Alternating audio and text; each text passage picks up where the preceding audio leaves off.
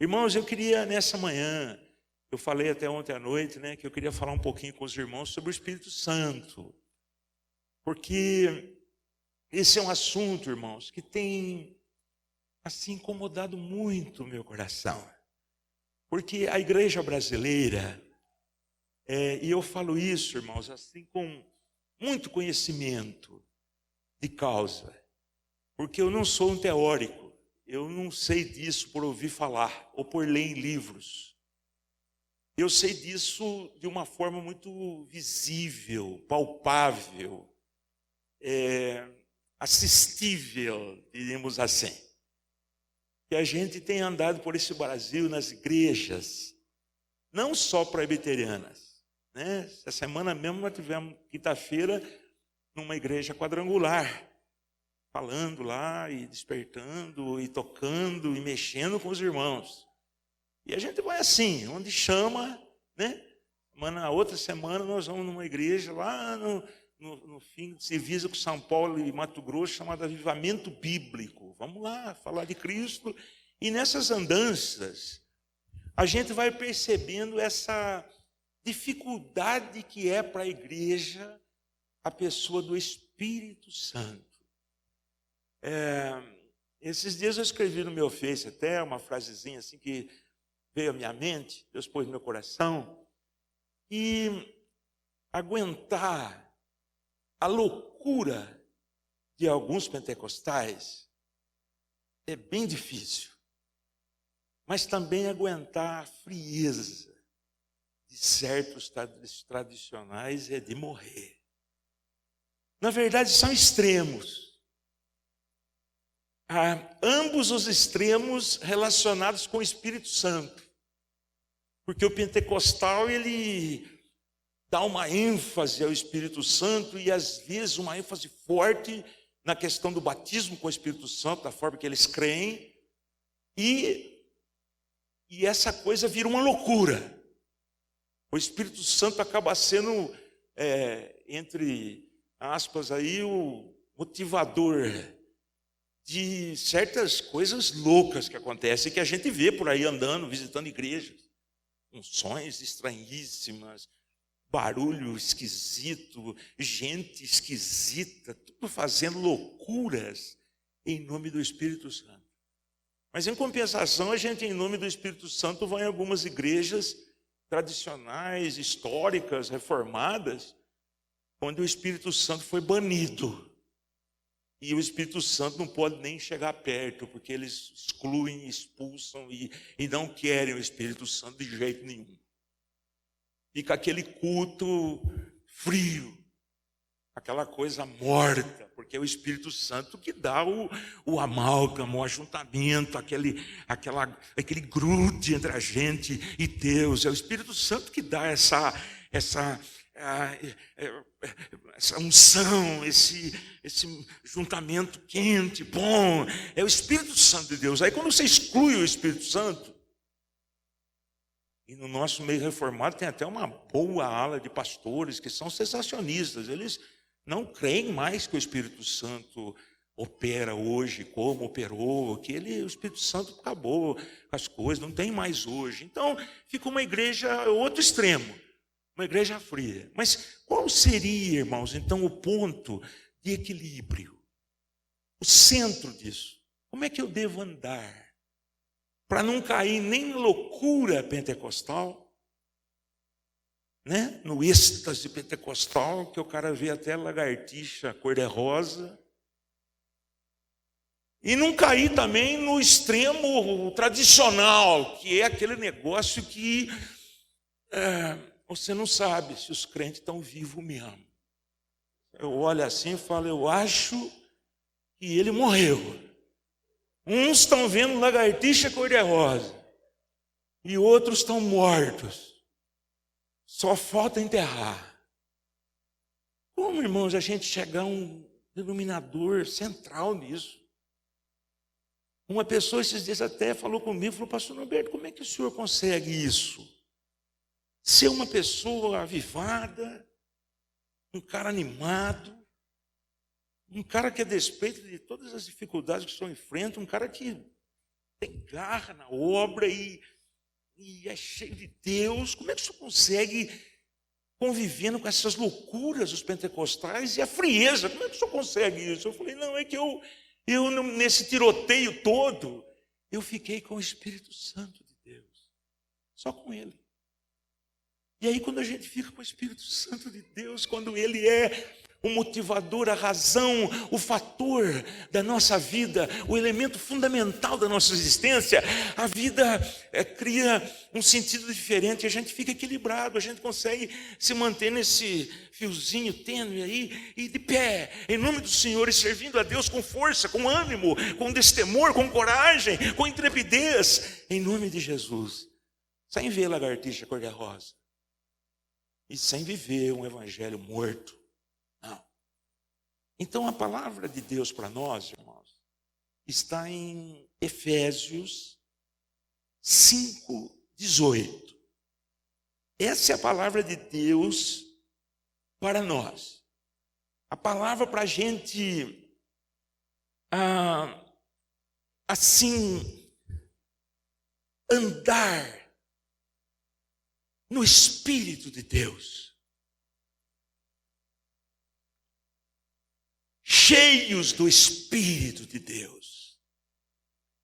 O apóstolo Paulo, Efésios 5:18, isso aqui é conhecidíssimo, nós sabemos até de cor, às vezes falta um pouquinho a prática, mas o apóstolo Paulo diz aos crentes lá do comecinho da igreja, e não vos embriagueis com o vinho no qual há contenda ou dissolução, mas enchei-vos do... Vamos falar juntos esse versículo, é lindo, vamos lá. E não com o vinho no qual há, mas... Irmãos, os estudiosos da língua original, do grego, Paulo escreveu isso aqui, eles comentam que Paulo, neste versículo, para que o pessoal da igreja de Éfeso entendesse o que ele estava querendo dizer quanto a enchei-vos do Espírito Santo, ele usa uma linguagem bem contextualizada com a vida que aquela gente vivia. Eles usavam o transporte muito comum na época, eram os barcos. As viagens mais distantes, as mais curtas eram feitas por terra, mas as mais distantes, né? Claro, não havia avião, não havia nada disso. Então eram pelos barcos. E os barcos, naquele tempo, eram movidos ao vento. Eles tinham velas, e as velas eram tocadas, as velas eram enchidas pelo vento, e a embarcação ela não caminhava, né? Porque ela não tem pé, mas ela navegava, não é isso? Navegava. O vento soprava. As velas da embarcação insuflavam. E a embarcação navegava. O vento parava. A embarcação o quê? Parava. O vento soprava. A embarcação navegava. Enchia as velas. Paulo, no original aqui, quando ele diz, não vos embriagueis com o vinho, dá dissolução, confusão no vinho, contenda, mas enchei-vos do Espírito. Ele está querendo dizer para eles assim, deixem que o Espírito Santo faça com você o que o vento faz com as velas do barco. Encha. E na medida que você vai se enchendo do Espírito, é uma constante vida É um constante movimento. Na medida que o Espírito Santo vai enchendo você, vai transbordando a sua alma, na medida que o Espírito Santo de Deus vai transbordando dentro de você, você vai como barco caminhando, você vai navegando, você vai andando pelo Espírito de Deus, de sorte que o mesmo Paulo lá em Gálatas diz: se vivemos no Espírito, andemos também no Espírito. Quer dizer, é um tempo de movimento. Você vai andando, o Espírito vai te conduzindo, o Espírito vai te dirigindo, o Espírito vai te levando, e você vai vivendo uma vida sobrenatural em Jesus. Uma vida de vitória. Não uma vida sem problemas, não, mas uma vida de vitórias em cima das lutas e dos problemas, em nome de Jesus. Mas, irmãos, eu noto uma coisa: às vezes nós bloqueamos essa operação do Espírito em nós, com medo de ver lagartixa cor-de-rosa, tiranossauro rex azul. A gente vai para o outro extremo e a gente bloqueia essa operação do Espírito Santo em nós. A gente se fecha e diz: está doido, esse povo é muito louco. E aí eu tranco a minha vida e o Espírito, irmãos. Olha, presta atenção no que eu vou te dizer. Para você ser salvo, você não participou em nada. Nada. Para você ser salvo, Deus fez a obra total e completa no seu coração. Você não participou em nada. A gente, humanamente falando, né, diz: não, eu me decidi por Cristo, eu tomei a minha posição por Cristo. Mas na verdade não é nada disso. Quem fez a obra da salvação em você foi uma obra sobrenatural, soberana. Foi Deus que converteu, foi Deus que operou, foi Deus que mudou o seu coração, arrancou o coração de pedra e pôs em você um coração de carne. Mas, a partir desta hora, até agora, quem é que fez tudo? Deus. Mas a partir dessa hora, tudo agora vai depender de você. Porque agora Deus já tirou, abriu os seus olhos. Agora você não é mais escravo do pecado. Agora você é livre. Jesus disse que conhecereis a verdade e a verdade vos libertará. Agora você é livre. Você tem noção do certo e do errado. Agora o Senhor Deus implantou no seu coração o sentido do juízo, da justiça, do pecado. Deus pôs isso no seu coração. Agora, Deus não vai ficar invadindo a sua vida. Deus não vai ficar assim miraculosamente no estalar de dedos vindo sobre você. Vem Deus. Deus, desce aqui na minha cabeça. Deus, revela aí para mim, Deus. Fala comigo, Deus. Não, querido, é uma busca. É uma busca incessante. É um contato dioturno com o Senhor. É um tempo de deixar o Espírito Santo encher a vela. Abrir a alma para Deus. Escancarar o coração para Deus. Você agora já o conhece. Você agora já sabe quem Ele é. Você tem que ter a sede de Deus agora. Como é que o salmista disse? Ah, minha alma, como a corça suspira pelas correntes das águas. Ah, a minha alma tem sede do Deus vivo. Querido, você tem que querer Deus. Você tem que ambicionar por Deus. Você tem que desejar Deus. Agora você já o conhece. Agora Ele já abriu seus olhos. Agora você já sabe que Jesus Cristo veio trazer vida. E vida em abundância para você. Agora a escolha é sua. Você quer viver esse evangelho medíocre, pobre? Esse evangelho que muitos cristãos têm vivido, irmão. Eu conheço centenas, milhares por essas andanças, por esse mundo, por esse Brasil.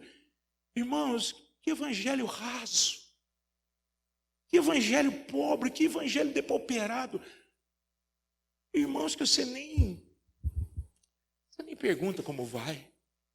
Você encontra com o miserável, você fala, onde é que dói, meu irmão? Porque só dói. Ele só clama de dor. É só tristeza, é desgraça. Né? Estou lembrando, acho que eu até contei para vocês aqui já, mas uma senhorinha que eu encontrei um tempo atrás, lá em Americana, né? Eu moro em Americana.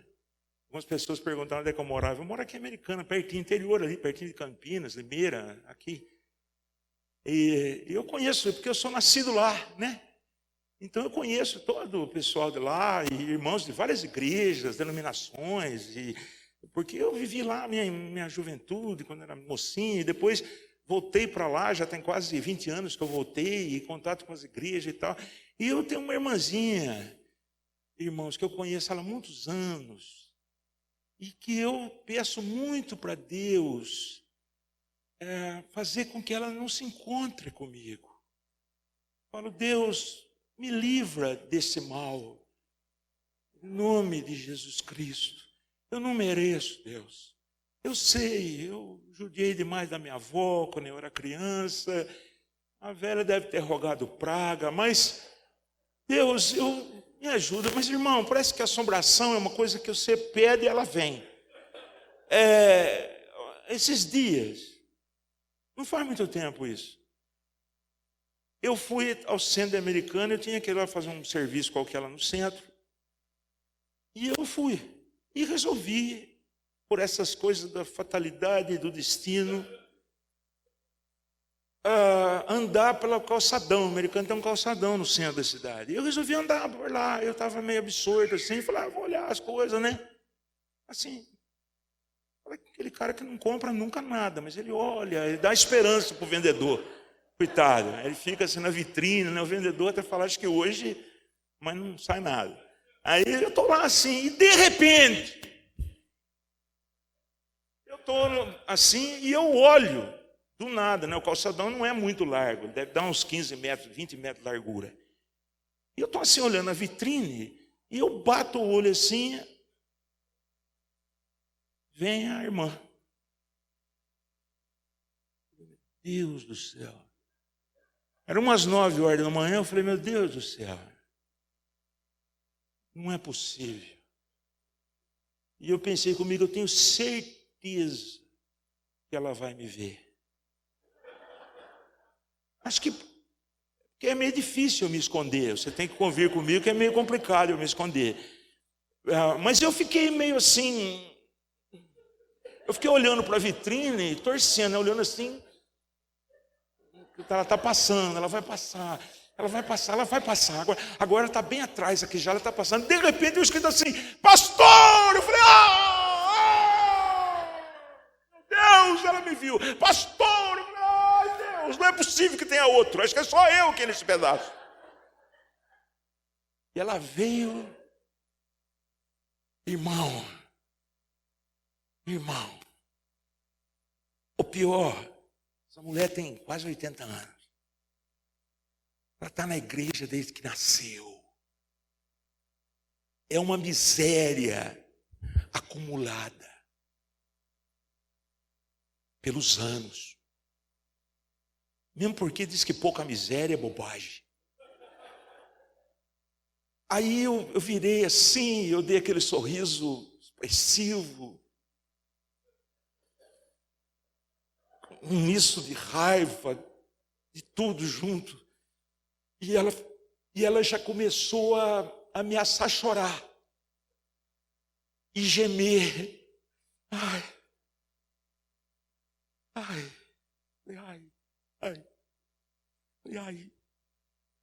Jesus manda a gente chorar, os que choram.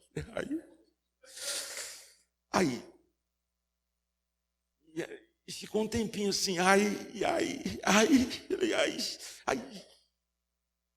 Aí ela falou assim, mas pastor, ora por mim. Eu, irmã, a senhora não sabe quanto eu tenho orado pela senhora.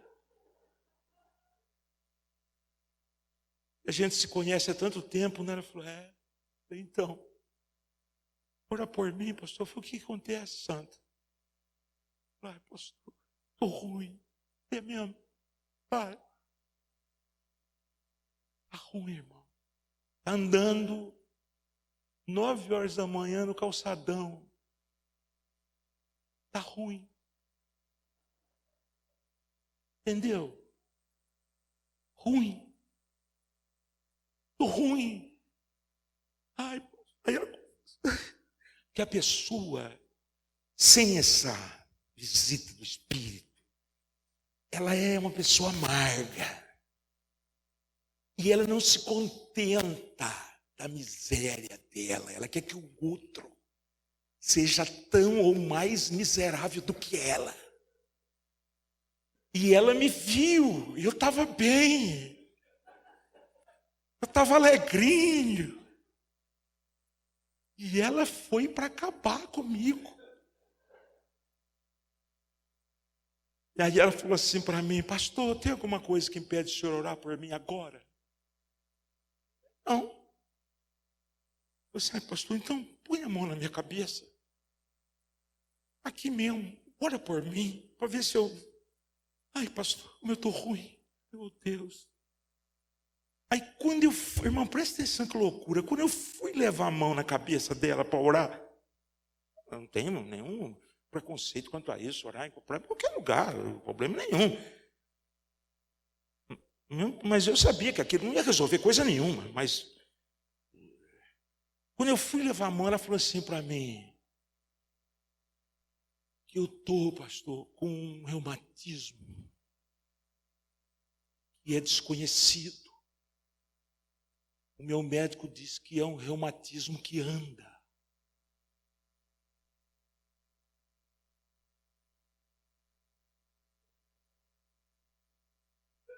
Aí eu, anda, pastor.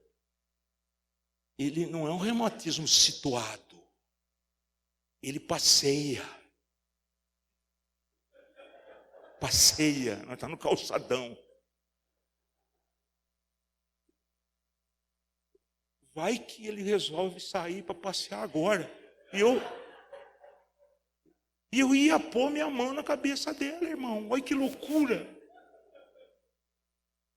Já pensou se aquele troço sai dela e vem em mim? Eu falei, irmã, não precisa pôr a mão, não. Fica aí mesmo. Eu fico aqui e nós ora. Porque dá de sair, pelo menos está longe. Dá tempo de correr. Irmão, eu não porrei. É isso que Deus tem para nós? É essa vida. Você conhece uns irmãos assim? Pelo menos uns 40. Tem ou não tem uns miseráveis desses? O pior é que às vezes você chega todo ungido aqui no culto, todo cheio de Deus. Você senta aí, você começa a cantarolar. Oh, Alfa, Ômega, tá cheio. Oh, vem, Senhor, vem. Aí, vem o miserável. Ele sempre chega, ele senta perto de um para desgraçar. Aí você está cheio. Ele fala, você viu? Na crise. Você viu Bolsonaro? A gente achava. Dólar 4. Euro 4. Você viu os fios do Bolsonaro? Aí agora você está em Brasília, agora chegar mais perto. Você viu o Covas, governador, câncer. Aquilo ali mata mesmo. Vai chegar mais. E o nosso pastor, você viu? Coitado, né? Dá dó, né? Como é? Deve ser muito duro ser pastor, não? Jesus amado. E eu sei que entrou naquele espírito.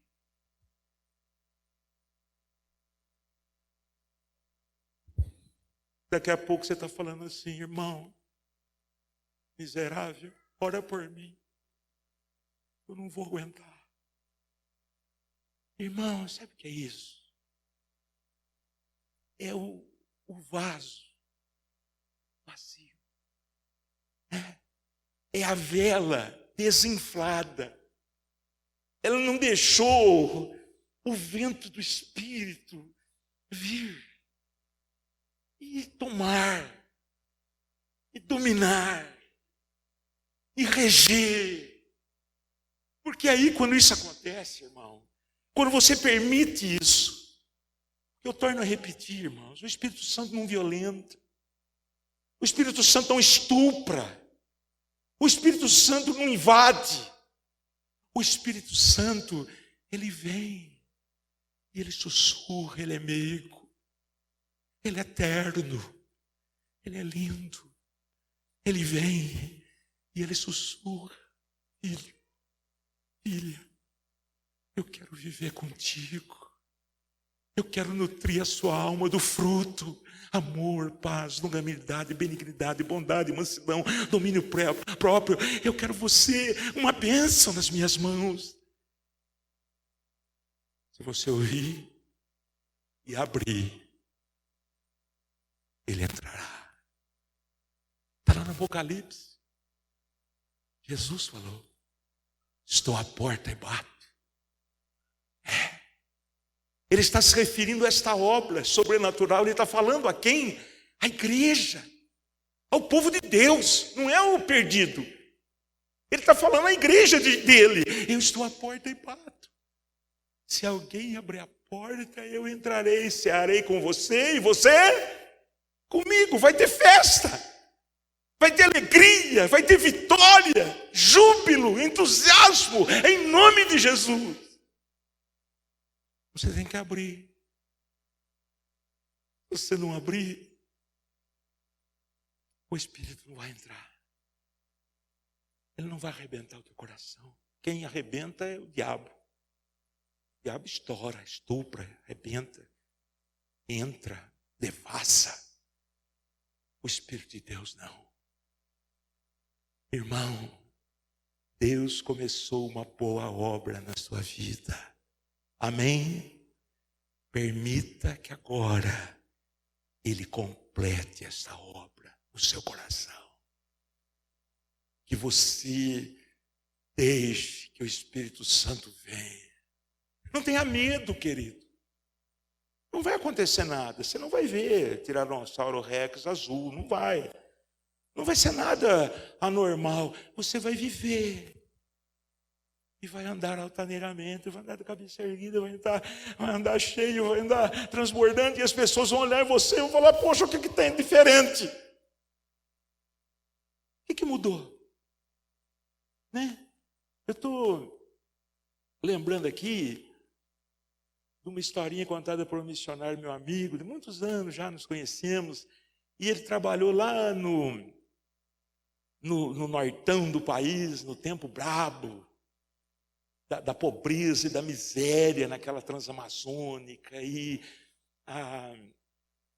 muita luta, e muita gente que foi para lá tentar a sorte, a vida, e quebrou a cara, e não teve assistência do governo, e a coisa complicou e tal, a apertura. E ele trabalhou lá com aquela gente pobre, sofrida, nos assentamentos, assim chamados, no auge dos anos 70, 80.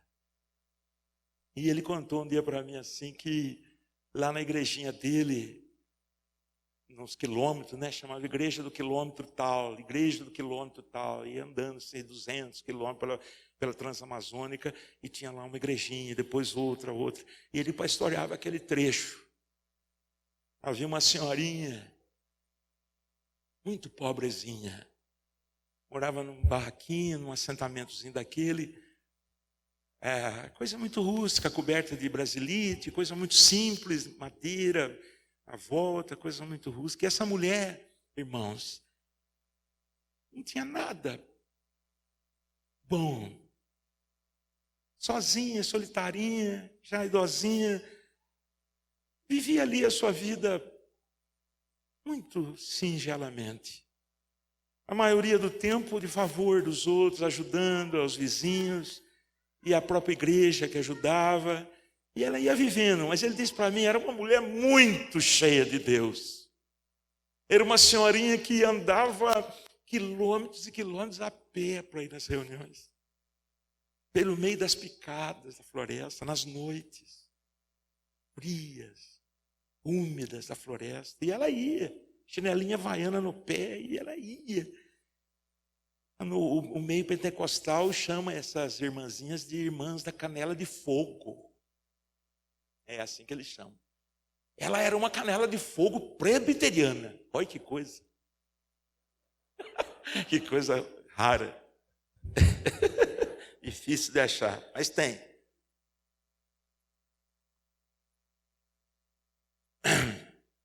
Um dia um irmão de uma cidade próxima, uma cidade mais próxima, comprou um aparelho de som chique. E ele tinha um toca-disco pequenininho que ele usava. E ele falou ao pastor, pastor, quem que eu dou esse aqui?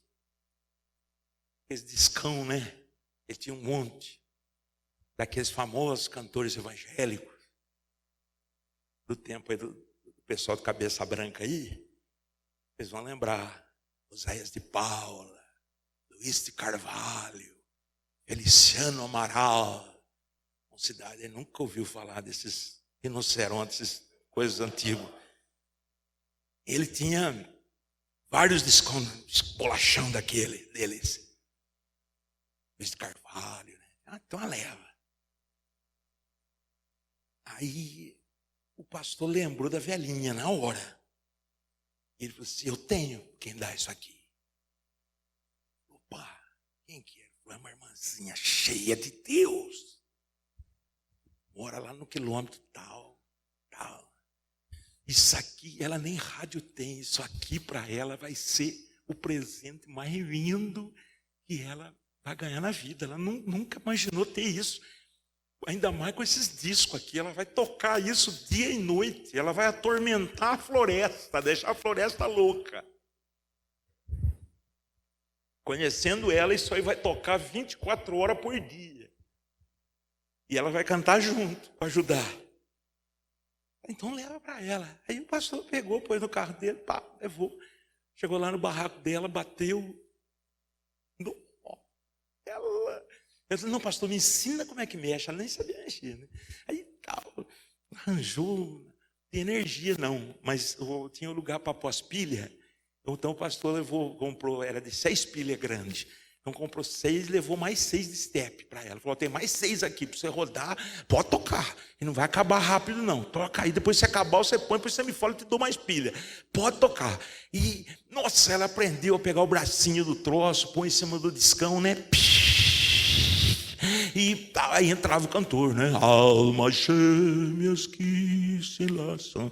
Cantava, aqueles homens, vozeirão, né? Que delícia. Ela chamava até os vizinhos para vir lá, para escutar o som. Um dia, de manhã cedo, domingo, ela foi para a escola dominical. Escuta só, irmão. Quando ela foi para a escola dominical, o ladrão entrou no barraco dela. Até que não foi difícil arrombar a porta, né? Com tramela. Tramela, vocês sabem, é só assim, né? Tem um pauzinho que vira, assim, tramela. Entrou. Agora vem cá, né, irmão? Roubar pobre é uma miséria, né? Vamos falar a verdade. Porque tem o quê para levar? E ele olhou, andou assim no barraquinho dela. O que tinha de melhor? Toca disco. Aí não fez por onde. Passou a mão no troço, era daqueles de fechar, a tampinha já era o próprio coisa, fechava, ficava involucrado, uma coisinha assim. Ele fechou, botou embaixo do braço e... Pss. Ela vinha vindo da escola dominical, havia um alvoroço na porta do barraco dela. Porque normalmente onde tem desgraça, Os pobres veem tudo. Pobre é atraído por desgraça, miséria. Eles param, eles gostam de ver. Ele não ri, mas lá dentro dele foi que bom. Que bom. Estava tudo na porta. E ela foi chegando, mas antes de ela chegar, ela estava longe ainda. Um já correu. Porque o pobre não deixa você chegar lá. Antes de você chegar na miséria, ele já vem te contar. Você já sofreu antes. Aí um já correu e falou: roubaram o barraco da senhora. O quê? O barraco, entrou ladrão. Ladrão? Aqui? Nossa. Aí foi chegando aquele alvoroço na porta. Aí assim, vai lá, vai falar, ver por que roubou para contar para nós. Para dividir a miséria. Aí ela entrou assim, olhou, ela tinha uma despensinha, tinha umas coisas de arroz, um pouquinho de arroz, de feijão, cru, assim, tudo lá, dispensa, sal, né? Porque pobre sempre sal ganha, né? Sal, todo mundo dá para a cesta básica, sal, todo mundo dá. E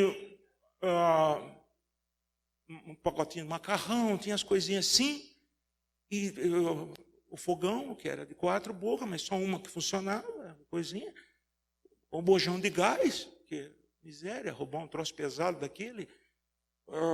E ela foi para o quarto, o colchãozinho de campanha, que, né, o cara gordo como eu, quando ele deita, ele só sente o estrado, né, fininho assim. Aí ela foi passar a salinha assim, em cima da mesa. O toca-disco ia levar. Aí todo mundo de fora esperando. Aí o pastor falou assim para mim: ela sai. Que é a mulher cheia de Deus. Todo mundo conta a desgraça. Nós queremos saber. E ela sai assim, ela fala assim: atenção! Todo mundo, comunicado.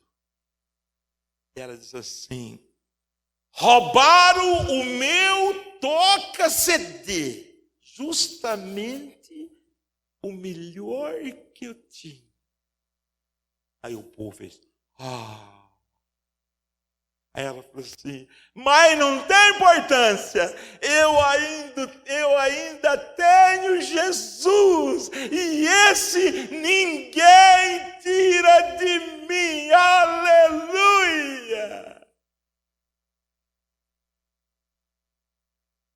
Entendeu?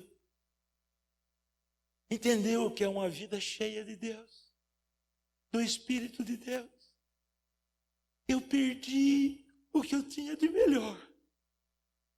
E para você pode não significar absolutamente nada, mas para ela era o melhor, o tudo que ela tinha. Mas não tem importância. Não vou ficar chateado, não vou ficar emburrada, não vou reclamar, não vou xingar, não vou blasfemar. Não. Eu ainda tenho Jesus. E esse ladrão nenhum rouba de mim. Jamais. Irmão, há uma substancial diferença entre um crente cheio e um crente vazio. E você? Como é que está? Faz uma introspecção aí dentro do seu coração. O reverendo Antônio Elias definiu uma vez lá no seminário. Ele foi chamado um dia para pregar lá no seminário. E ele era um homem canela de fogo, presbiteriano, cheio de Deus. E um seminarista perguntou para ele assim: reverendo, o senhor podia definir para nós unção?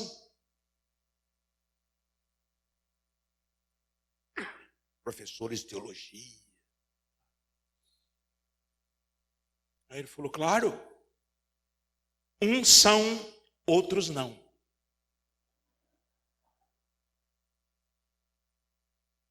Pronto. Está definido. Você é do grupo dos que são ou dos que não são? Depende de você. O Espírito Santo não vai arrombar o seu coração. O Espírito Santo está falando. Nesta manhã, inclusive, ele está falando com você. E aí? Como é que vai ser? Se você quiser continuar vivendo essa vida, né? Que dói, sem gosto, sem graça. E um morto-vivo, tudo bem, Deus não vai te forçar. Quem está perdendo é você. Só você.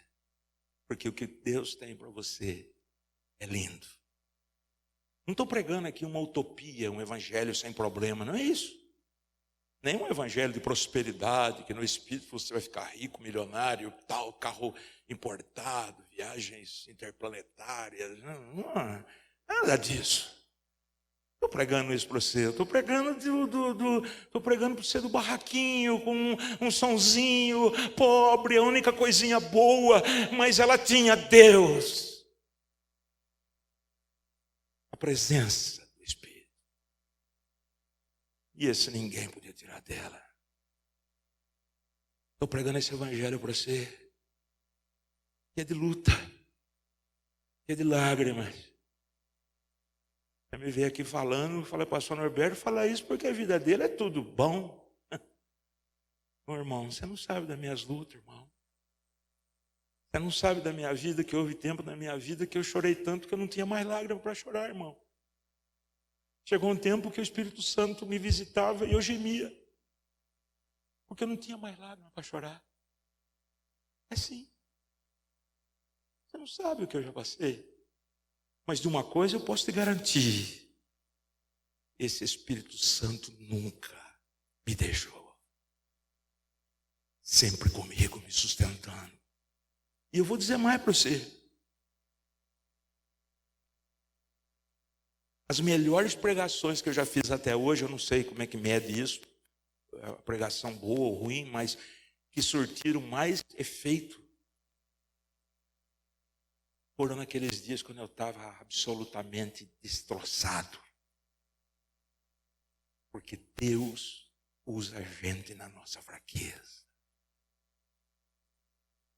Esses dias eu encontrei com um cara, um irmão, que achou umas fitas cassete, VHS, de uma conferência missionária que eu fui falar lá em Apucarana, no Paraná. Há muitos anos, 20 anos atrás. Uma viagem que eu fiz de carro, sozinho, o Felipe não viajava comigo naquele tempo.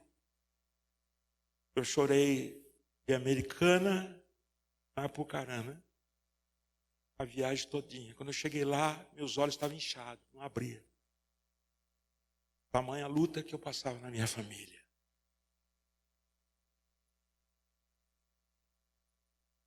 Eu fui, irmãos, pelo Espírito. Eu não tinha forças humanamente, mentalmente, psicologicamente, para nada. E eu precisei pregar escorado no púlpito, porque as minhas pernas, eu segurava para não cair, minhas pernas bambeavam. E para o meu azar, naquela conferência eles contrataram uma equipe de filmagem. Eu falei, não, faz isso não, filma isso não, pelo amor de Deus.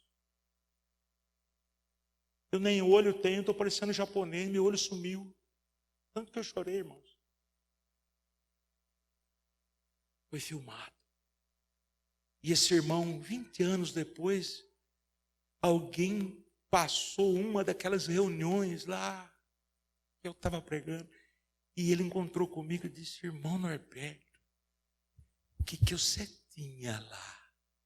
Eu falei, eu estava acabado. Irmão, aquelas pregações mudaram a minha vida.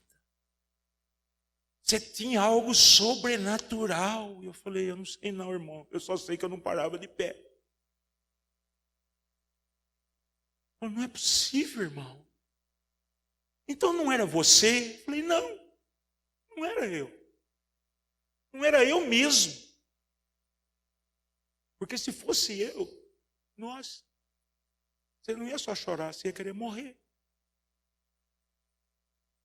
Irmão, não estou falando para você de uma loucura assim que tudo vai ser lindo. Não é lindo. Outro dia uma mocinha perguntou assim para mim, numa conferência missionária também, lá em Americana, mesmo num bairro lá. Eu fui lá uma noite, um sábado à noite. E a igrejinha muito simplesinha, no bairro. E a mocinha viu lá animadão, cantando, tal, isso aqui. Aí ela falou assim para mim, depois eu abri um espaço para pergunta. Ela falou assim para mim, pastor Norberto, o senhor tem vontade de desistir? Eu falei, todo dia. Falou, credo? Ué. Você acha que é fácil? Você vê a gente aqui, né? Ela viu lá na frente assim, ela falou assim, homem, isso é indestrutível. Ainda gordo assim, quem que vai coisar? Isso aí é imbatível. Irmão, você não sabe das lutas. Mas a diferença é o Espírito Santo. Deixe que Ele reine. Deixe que Ele domine. Deixe que Ele opere. Como dizia Paulo, quando eu estou fraco, aí é que estou forte. Então, irmão, o que Deus tem para você é lindo. Estou pregando facilidades, não. Talvez sejam até mais difíceis depois as lutas. Mas em tudo, Deus te fará vencedor. Em nome de Jesus. Poucas pessoas sabem o contexto, né? O povo gosta de escrever isso aí no carro, na loja. Tudo posso naquele que me fortalece, né? Em todas essas coisas somos mais do que vencedores. O povo gosta disso, né? O pessoal só não gosta de ler o anterior, quando Paulo fala essas coisas, as lutas que ele passou. O pessoal não gosta de ler o contexto do texto, né?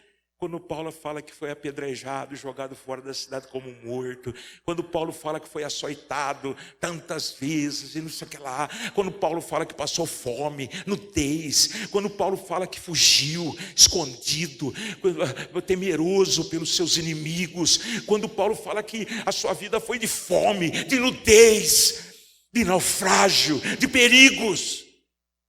E aí ele termina dizendo, tudo posso naquele fortaleza. Só por causa do Espírito de Deus, irmão. Então, abra o seu coração para o Espírito Santo. Ele virá e vai encher a sua vela, insuflar, e o seu barco, em nome de Jesus, vai navegar para a glória de Deus, em nome de Jesus. Amém? Guarde isso no seu coração, tá bom? Busque, você vai encontrá-lo. Bata, a porta vai se abrir. Clame, Ele te ouvirá, em nome de Jesus. E grande será a sua vitória, para a glória de Deus. Amém. Vamos louvar. O Felipe vai cantar um cântico lindo. Eu gosto demais. É antigo. É uma oração. O vaso novo. E eu queria que enquanto ele canta esse cântico, que é uma oração de entrega, quebra minha vida, Deus. Faça de novo. Eu queria que você aí do seu lugar, você orasse, pedindo isso a Deus. Quebra, Deus, a minha vida. Eu tenho tantos preconceitos dentro de mim. Eu tenho tantas ideias próprias. Eu tenho tanta arrogância dentro de mim. Deus, tira isso. quebra minha vida e enche-me do teu Espírito, que ele me domine, e ele me encha. Enchei-vos do Espírito, em nome de Jesus.